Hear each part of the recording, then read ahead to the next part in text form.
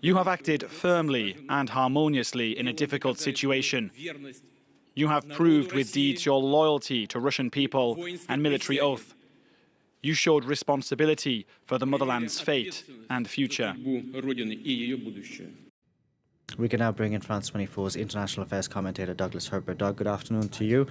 Now, one of the things Putin also said was that Wagner troops had failed to win support of the people. But in that audio recording from Yevgeny Prigozhin yesterday, he said he had support in all the towns he passed through.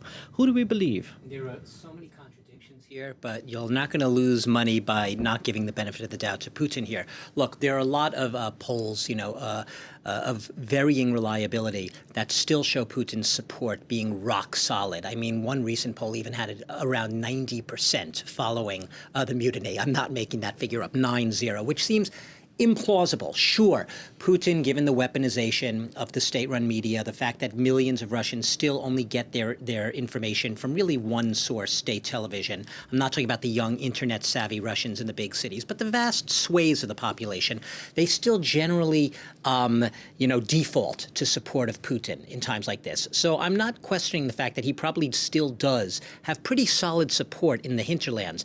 But what doesn't seem very probable is that he's almost trying to rewrite the narrative here, or he's trying to write the narrative in his own image. This narrative of a post de facto, now that the mutiny has been put down or has turned back, that the nation was always behind the army. The nation was always against the mutineers. And look, we don't see those we don't have indications of that. Even the vox pops we've been doing of Russians around Russia, even they raise questions, and even some of them hint at some admiration, even if it's not so explicit, for Prigozhin, who's just as much a thug in the eyes of many as Putin himself.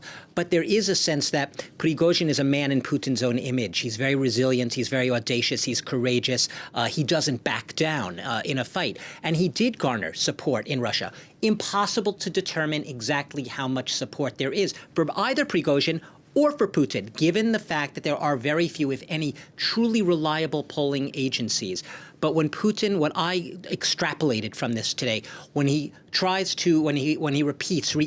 that the nation was united behind him in the army, when they were against the mutineers, that is trying to sort of batten down the hatches and make sure that the narrative is very much the narrative as he wants it to be telegraphed. And you see it this morning, today, all over the Russian state-run media. Putin wasn't the only one who spoke earlier today. We also heard from the head of the National Guard. What did he have to say? Yeah, the director of the Russian National Guard, Zolotov, and it's very interesting what he said, because he spoke immediately after Putin.